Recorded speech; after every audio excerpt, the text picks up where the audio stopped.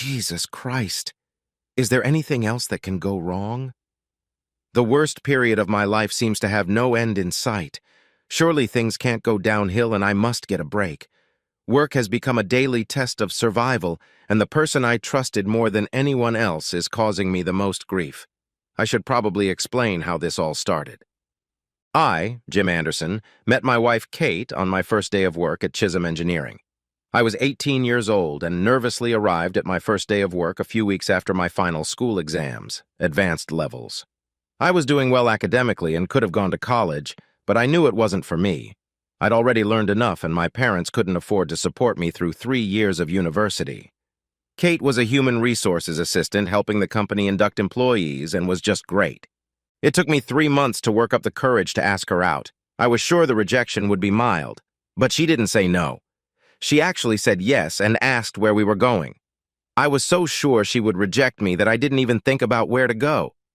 It's been 20 years, and amazingly, we both still worked at the same firm and were happily married for 18 of those years. I was head of the project management team, while Kate had made a meteoric rise to become HR director at a large engineering plant. We had 2 wonderful children, Amy, 16, and Jack, 14, who were doing well, had a lovely home, and a comfortable lifestyle. John Newcomb had been my best friend since elementary school. In high school, we started dating Rob Turner and remained friends, and a few years later, Rob's younger brother Paul joined us. Paul was the only bachelor among us. The others were married, and all the wives were close, having known each other for many years.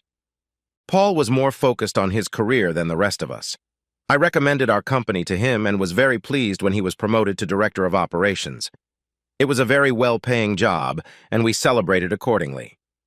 Paul explained that he was surprised to get it as old man Chisholm had given him a lot of trouble during the interview process.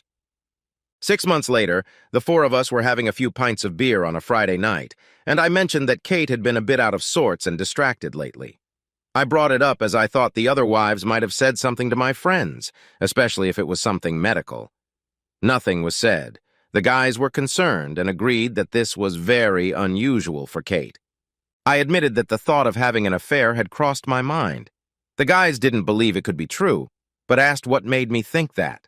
I had a hard time explaining other than something was off. Paul had been silent up until that point, but then suddenly he started defending my wife emphatically, saying that he was working with Kate and that there was absolutely no way she could even look at another guy. Furthermore, I was a complete idiot if I thought she would. It was almost a tirade, and I thought it was very strange. Paul was defending her too vehemently. When I looked around, I wasn't the only one surprised. I remembered that he flirted with Kate a lot, lots of jokes and little touches, and they'd gone on business trips a couple times since he'd been at the firm. I stared at him, trying to make sense of the situation. He didn't react in any way, but he was starting to look guilty and was extremely horny. Rob knew him better than anyone else and picked up on that, too. He looked at his younger brother. "Please tell me you're not that stupid." At the same time, I almost screamed, "So when did you start sleeping with my wife?" Chaos reigned. We both stood. I tried to attack him. John and Rob just managed to keep us at a distance. Rob pulled his younger brother outside and told him to back off. "But I'm your brother. I'm serious. Get out before I beat you up myself, you stupid, dumb, and arrogant asshole." John and Rob tried to tell me that maybe it wasn't as bad as I thought, and that I needed to talk to Kate to find out the truth. I agreed and headed home. When I arrived, Kate was sitting at the kitchen table crying. "I understand Paul called to warn you. Is that true?" Kate didn't deny it, but downplayed it, saying it wasn't an affair. Allegedly, they had messed around on a business trip together. I did enough digging to confirm that the messing around was sex. She swore it was a one-time alcohol-fueled affair, but I wasn't convinced. Rob defended her wholeheartedly, and it seemed to me that there was more to it than that. Admittedly, my reaction was adamant. I didn't care if it was a one-time thing or 100 times. Cheating is cheating, and I was completely stunned.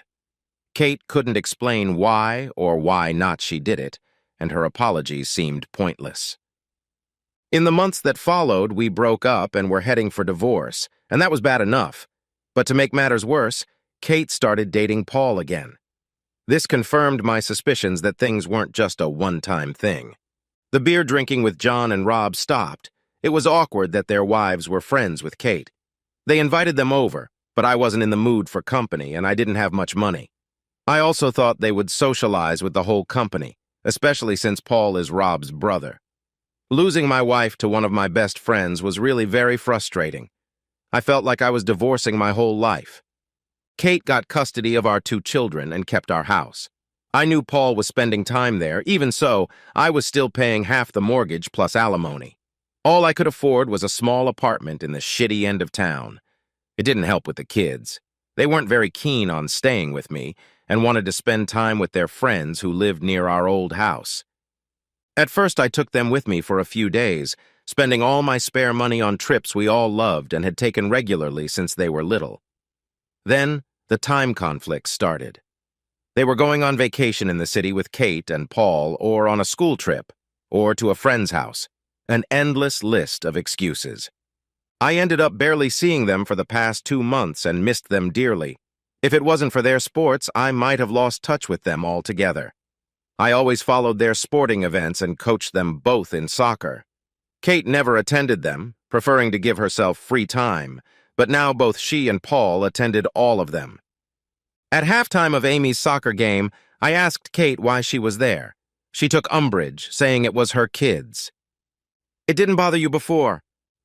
Well, I thought it would be good for the kids to give them support during our breakup. As long as you're doing it for them and not for yourself or to prove a point. You wouldn't do anything as petty as trying to rub my face in it with your boyfriend?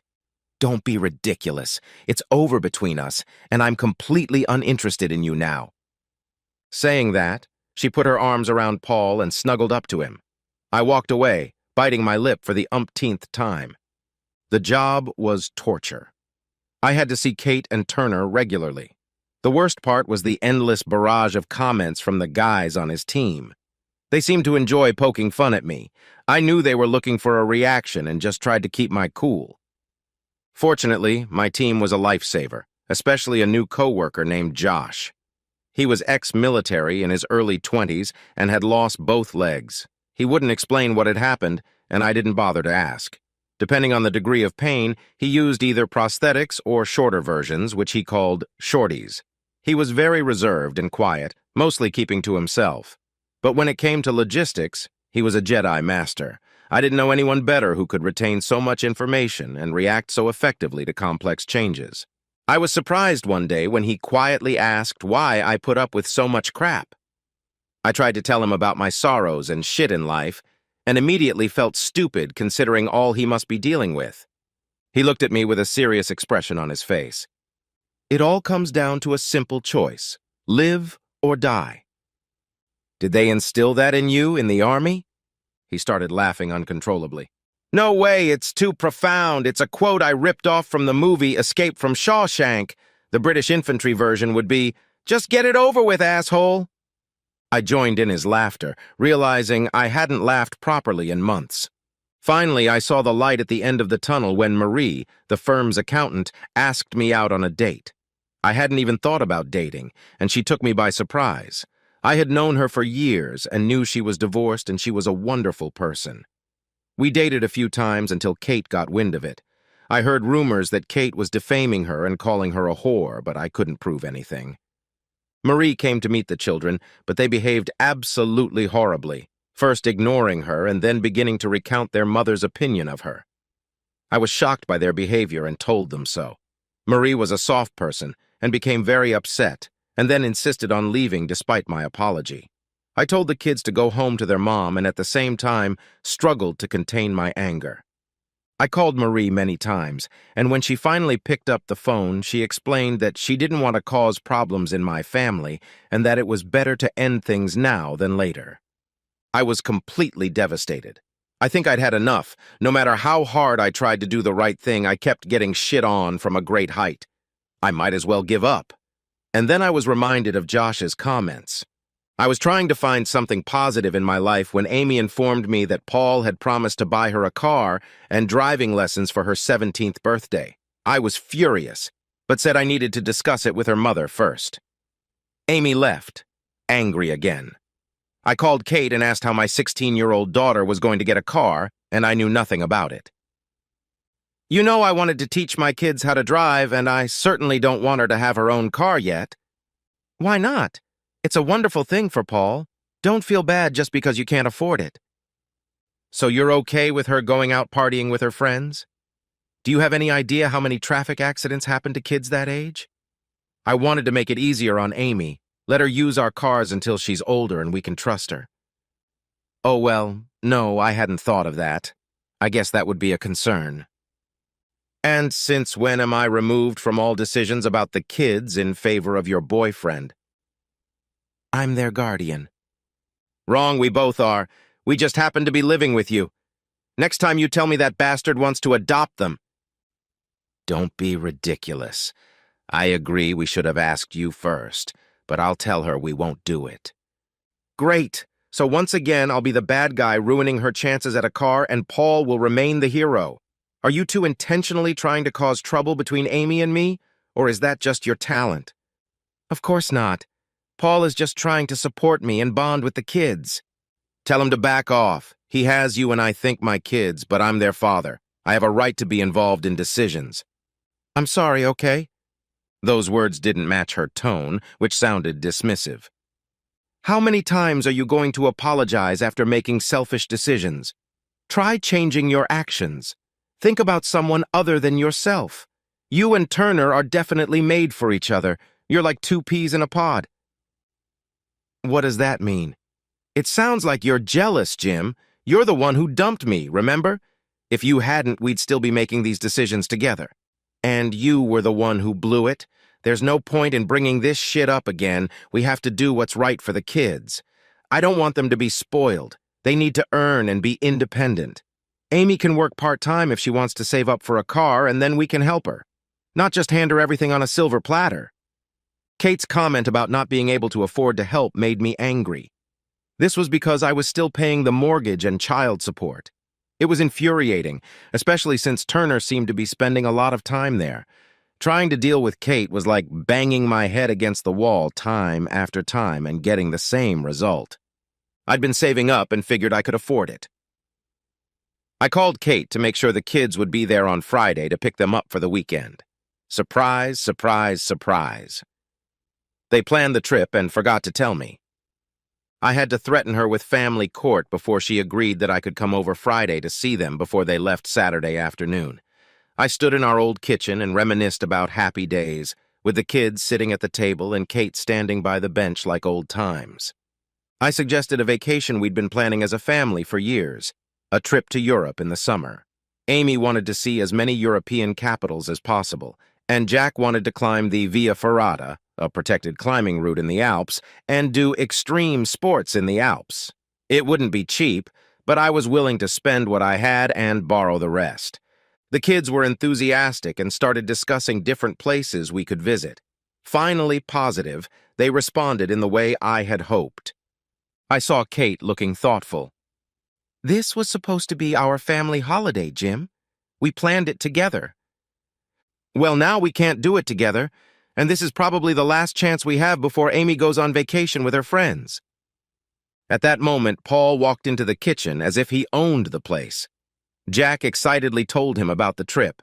Paul nodded and said it sounded great, then added, I guess we can take our vacation some other time. All three of them turned to him in unison and asked, What kind of vacation?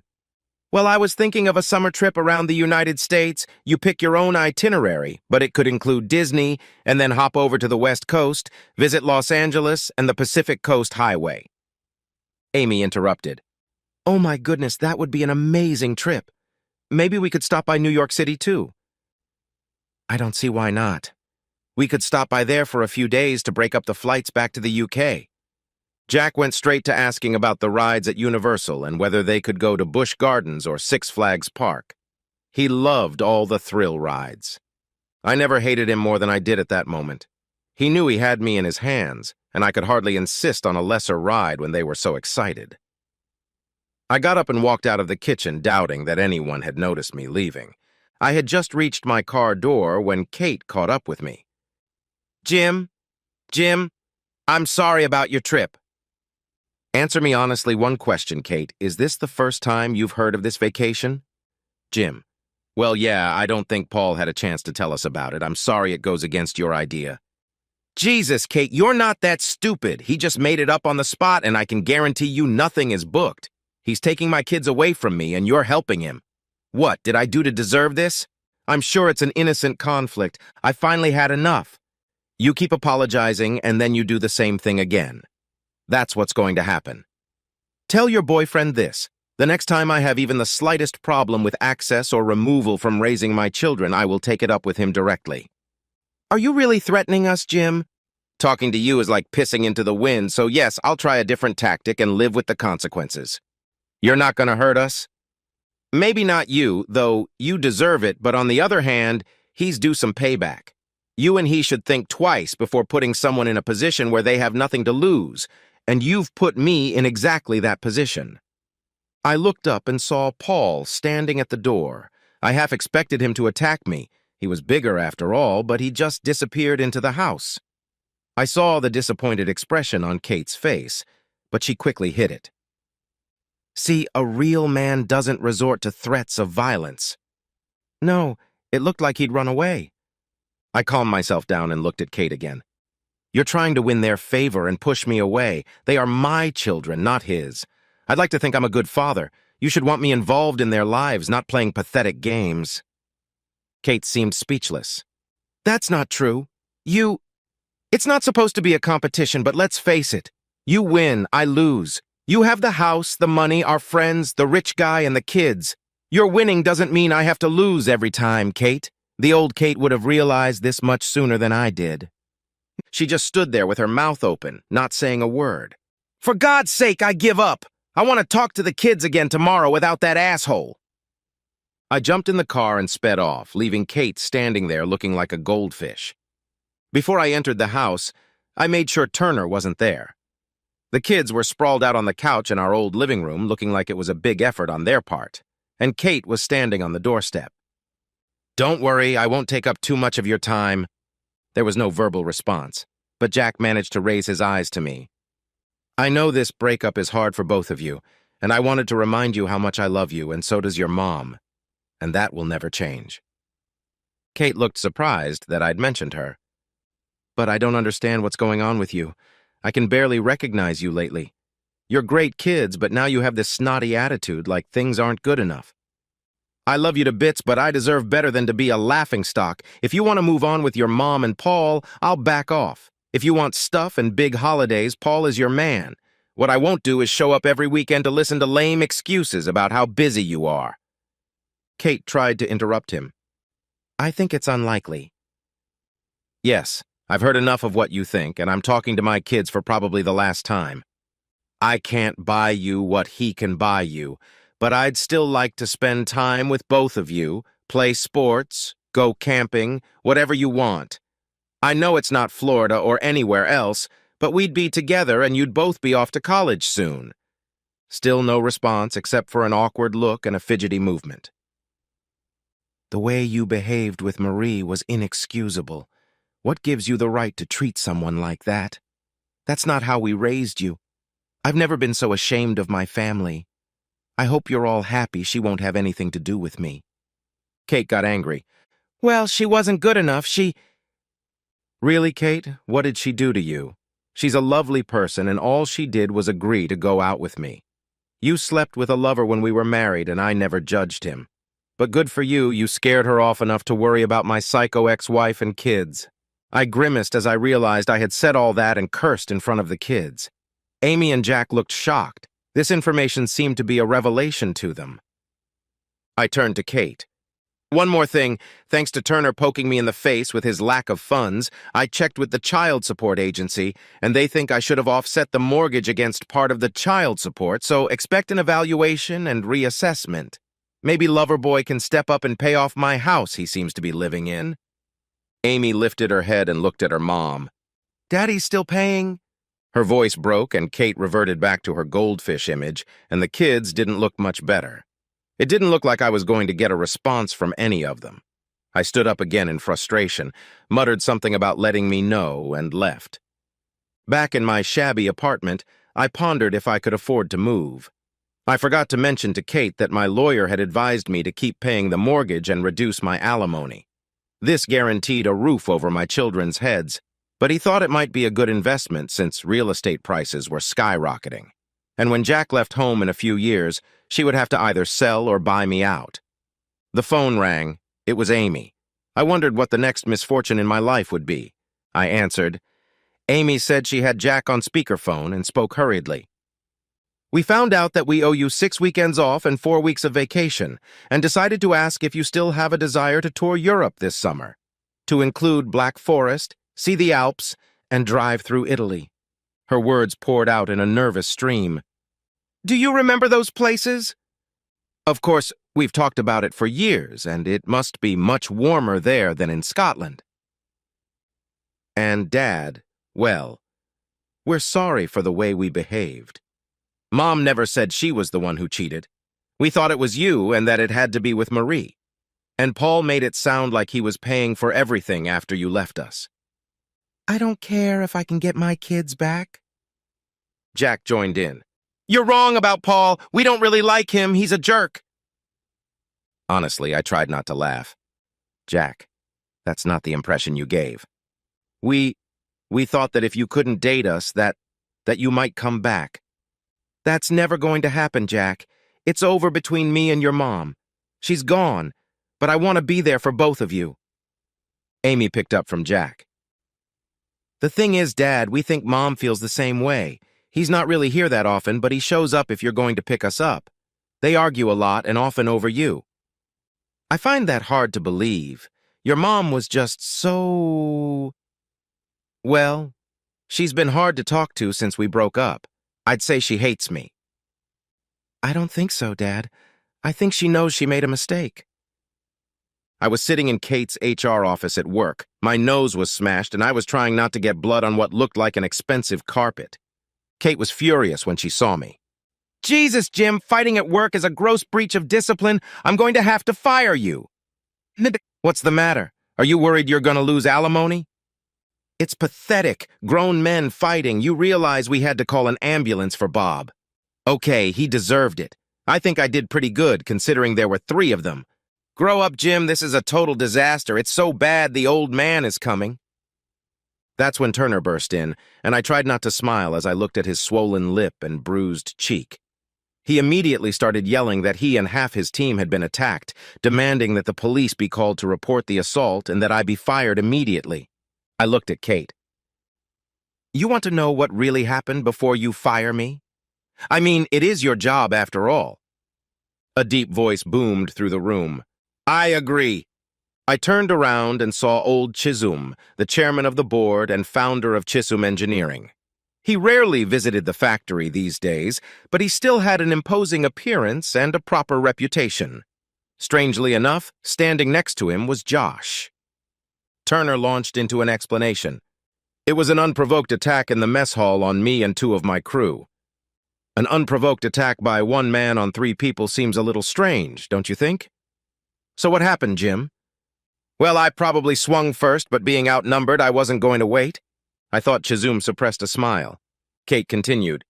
We'll have no choice but to fire you and call the police, Jim. You've already threatened Paul. I heard it myself. Nothing you've said can justify an assault. Aren't you going to ask what provoked it? I'm guessing it was jealousy of my relationship with Paul. No, it was months of harassment from him and from the guys in his department. Paul was almost choking. That's utter nonsense and just a pathetic excuse. Then Josh spoke up. I can confirm that everything Jim said is true. Paul looked at him with contempt. Who the hell are you? If you know what's best for you, then keep your nose out of other people's business. Josh is my grandson, Chisholm replied, and I trust him more than someone like you. I managed my surprise and pulled out my phone, scrolled back and pressed play.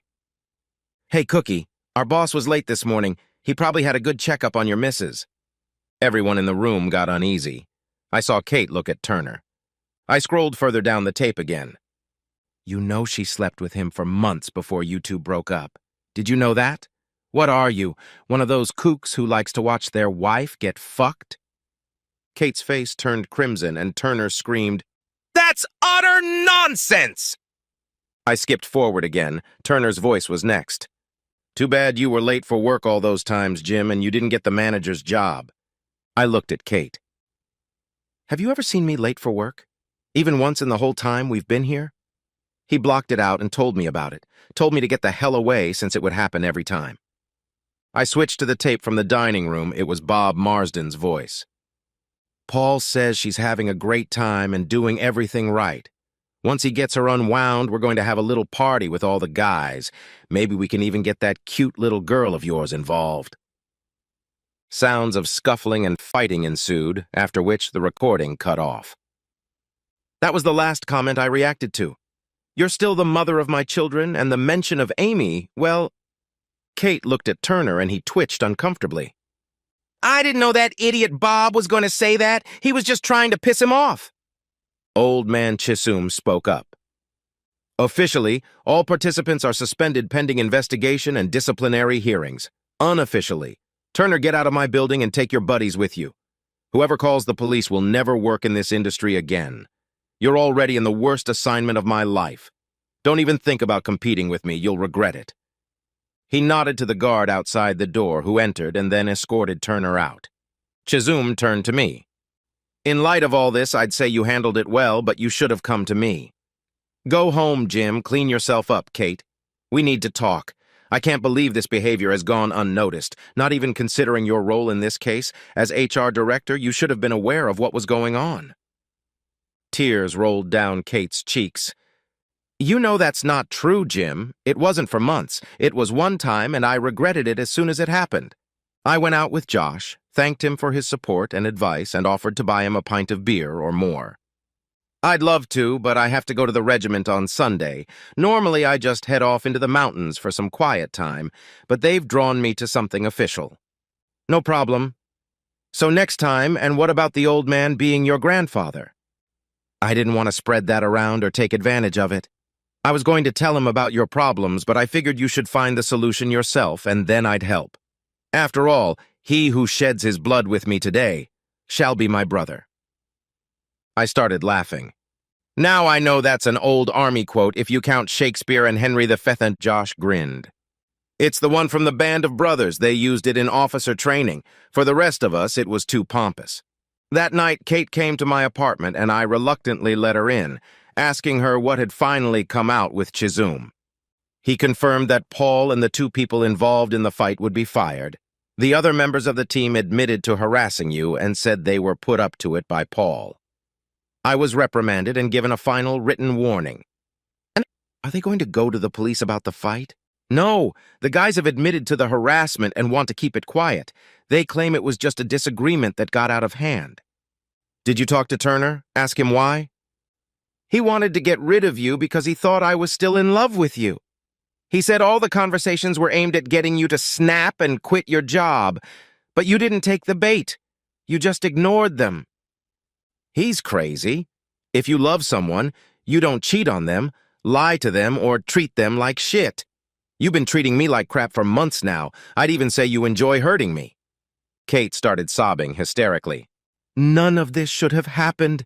It was a mistake. You weren't supposed to find out about it, and you weren't supposed to leave me. Everything that could have gone wrong. I thought that with you missing the kids and your life turning to garbage, you'd give me another chance. But that didn't happen. Paul was just trying to make you jealous rather than anything else. I don't have any real feelings for him. So you were a bitch because you wanted me back? Seriously? Take responsibility for your actions, Kate. You brought this all on yourself. I have no idea who you are. The woman I married would never do these things. She was kind and caring. Where did she go? I fucked it all up when I realized you weren't coming back, and with the divorce, I decided I had to see it through. The kids, our friends, and my family couldn't believe what I had done. John and Rob refused to be in the same room with us.